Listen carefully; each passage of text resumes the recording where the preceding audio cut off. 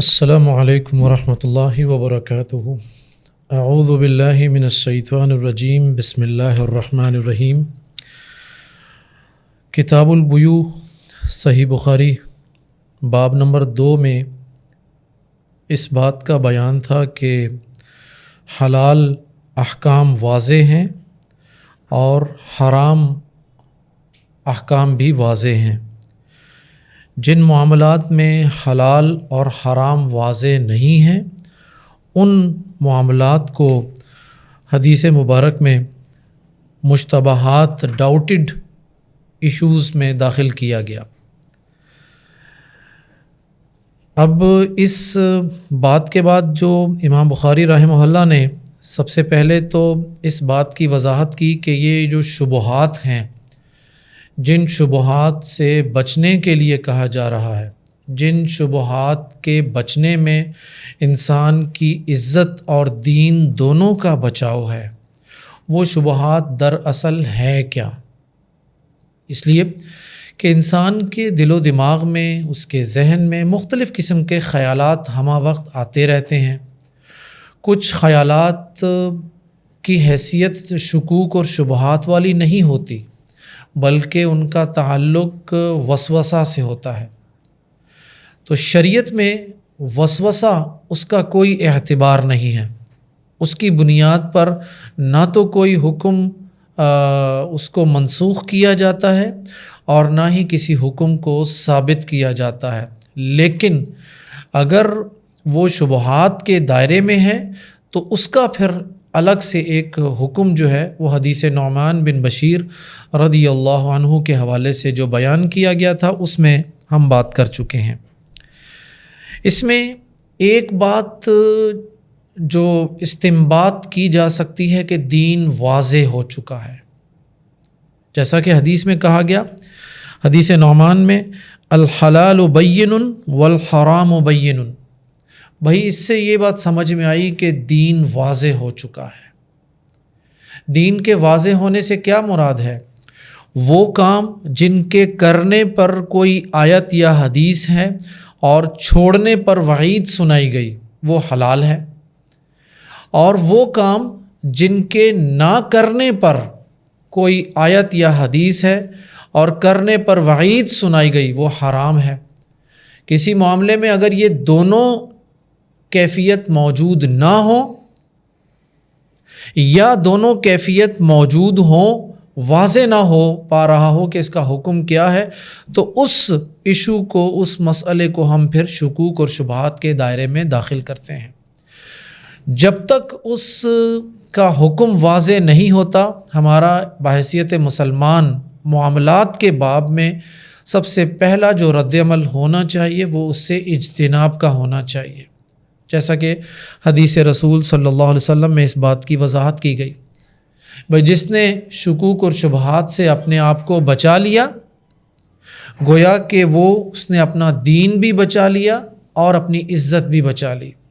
اور ایک اور حدیث رسول میں تو صراحت کے ساتھ کہہ دیا کہ جو شبہات میں واقعہ ہوا گویا کہ وہ حرام چیزوں میں بھی واقعہ ہو سکتا ہے یا ہو گیا۔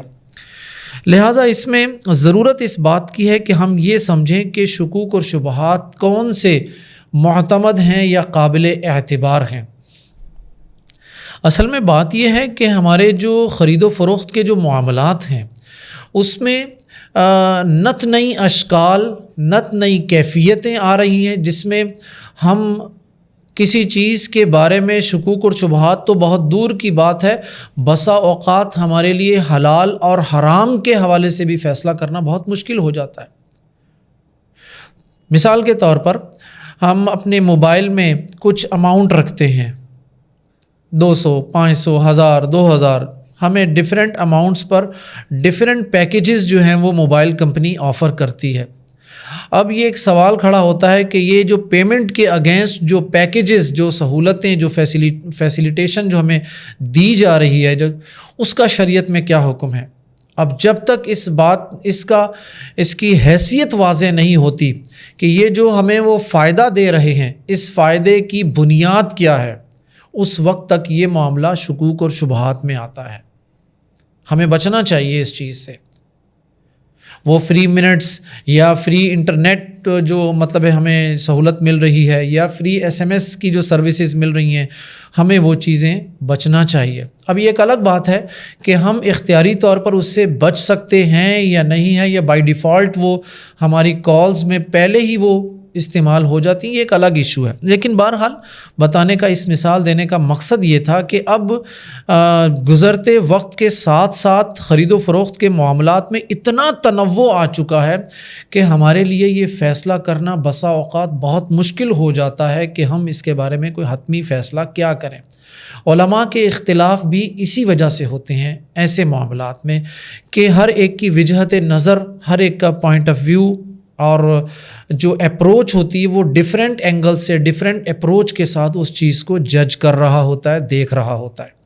لہٰذا اس حوالے سے سب سے پہلا جو رد عمل ہے وہ میں آپ لوگوں کو بتانا چاہتا ہوں کہ جس چیز کا حکم آپ کے لیے حلال یا حرام ہونے تک واضح نہیں ہوتا، اس وقت تک میرا اور آپ کا پہلا رد عمل اس چیز سے اجتناب کرنے کا ہونا چاہیے۔ یہ تھا حدیث نعمان بن بشیر کا خلاصہ، اور شبہات اور شکوک کے حوالے سے کچھ وضاحت۔ امام بخاری رحمہ اللہ نے یہاں پر حسان بن ابی سنان کا ایک اثر بیان کیا ہے، اور یہ جو اثر ہے اس اثر کو امام ترمذی نے، امام نسائی، امام احمد بن حنبل اور صحیح ابن حبان میں، امام حاکم نے مستدرک میں اپنی صحیح سند کے ساتھ اس کو بیان بھی کیا۔ ہم یہ سنتے ہیں ذرا۔ وقال حسان بن ابی سنان ما رأيت شيئا احون من الورع، کہتے ہیں کہ میں نے تقوی سے زیادہ آسان چیز اپنی زندگی میں نہیں دیکھی۔ یہ بڑی حیران کن بات ہے کہ تقوی سے زیادہ، اور ہمیں تو تقوی بہت مشکل لگتا ہے، اصل میں ہم تقوی سمجھتے نہیں ہیں۔ اب میں اگر اس حدیث کی روشنی میں تقوی کی وضاحت کرنا چاہوں تو میں آپ کو مختصر لفظوں میں یہ کہہ سکتا ہوں کہ مشکوک چیزوں کے حوالے سے تقوی یہ ہے کہ آپ جب تک اس کا حکم واضح نہیں ہوتا اس سے اجتناب کریں، یہ تقوی ہے۔